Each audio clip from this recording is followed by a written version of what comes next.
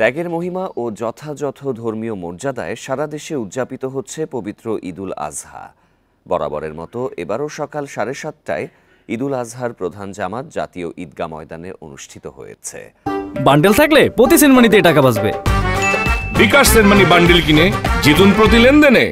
এতে অংশ নেন প্রধান উপদেষ্টা, উপদেষ্টা পরিষদের সদস্য, প্রধান বিচারপতি, রাজনীতিবিদ সহ বিভিন্ন শ্রেণী পেশার হাজারো মানুষ।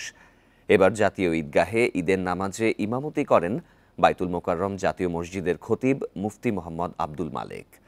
জাতীয় ঈদগাহে নারীদের জন্যেও ছিল বিশেষ ব্যবস্থা। জামাত শেষে সারা বিশ্বের শান্তি কামনায় করা হয় মোনাজাত। পরে মুসল্লিরা কোলাকুলি করে ঈদ শুভেচ্ছা বিনিময় করেন। এদিকে জাতীয় মসজিদ বাইতুল মোকাররমে সকাল 7টায় প্রথম জামাত আদায় করা হয়। বেলা 11:15 পর্যন্ত থাকছে আরও 4টি জামাত। ঈদ জামাতে অংশ নিতে জাতীয় মসজিদ বাইতুল মোকাররম সহ বিভিন্ন মসজিদে ভোর থেকেই জড়ো হচ্ছেন মুসল্লিরা। জামাতকে ঘিরে সারা দেশে জোরদার করা হয়েছে নিরাপত্তা ব্যবস্থা।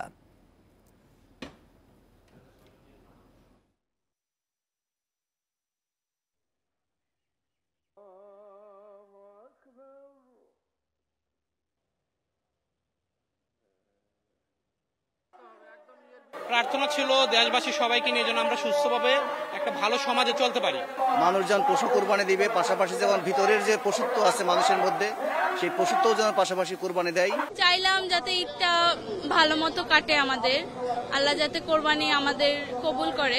দেশবাসীর জন্য এবং সবার জন্য চাচ্ছি এই দেশ যেন আরো সুন্দর সুশৃঙ্খলভাবে চলে। দ্রব্যমূল্যের ঊর্ধ্বগতির সামনের দিকে হবে না এবং একে অপরের সাথে সৌহার্দ্যপূর্ণভাবে যেন আমরা এগিয়ে যেতে পারি। ঈদ জামাতের আরও খবর জানাতে জাতীয় মসজিদ বাইতুল মোকাররমের সামনে থেকে যোগ দিচ্ছেন সহকর্মী আনোয়ার সাদাত নূর। সাদাত, বেলা 11টা পর্যন্ত তো ঈদের 4টি জামাত এখানে অনুষ্ঠিত হবে। এখন কততম জামাতের প্রস্তুতি চলছে, সেখানকার সার্বিক ব্যবস্থাপনা নিয়ে জানাবেন।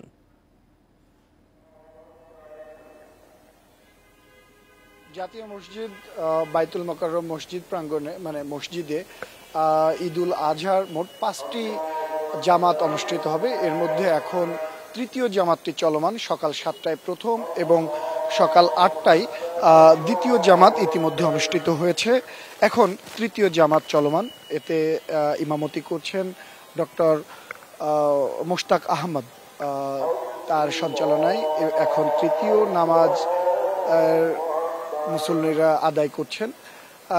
এর আগে কিন্তু ইমাম সাহেব তিনি খুতবা দিচ্ছিলেন। খুতবায় তিনি কিন্তু জানাচ্ছিলেন যে এই ঈদুল আজহা অর্থাৎ যে ত্যাগের কথা, ঈদ অর্থ যেমন আরবিতে উৎসব বা আনন্দ, আজহা শব্দের অর্থ কিন্তু উৎসর্গ বা ত্যাগ। এই যে ঈদুল আজহা মানে ত্যাগের আনন্দ, এই ত্যাগের আনন্দের যে মহিমা, সেই গুরুত্ব এবং তাৎপর্যের কথাই কিন্তু ইমাম সাহেব খুতবার মাধ্যমে তুলে ধরছিলেন এবং মুসল্লিদের দৃষ্টি আকর্ষণ করছিলেন যে আসলে এই ঈদুল আজহার তাৎপর্যটি কোথায়, মানে ত্যাগের মহিমাটা কোথায় আসলে প্রকৃত অর্থে বা প্রকৃতভাবে সেটি প্রতীয়মান হয়।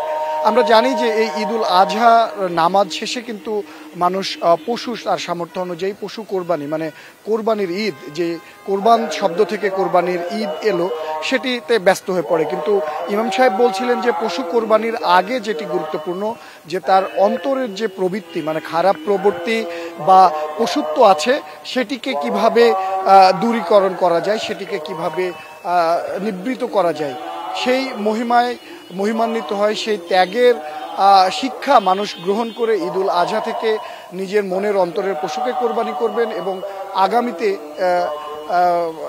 স্বচ্ছভাবে তার জীবনযাপন করবেন, এরকম প্রত্যাশা। নিশ্চয়ই সাদাত, আপনি জামাতের তথ্য আরো সংগ্রহ করতে থাকুন, পরবর্তীতে আবার আপনার সাথে যুক্ত হব।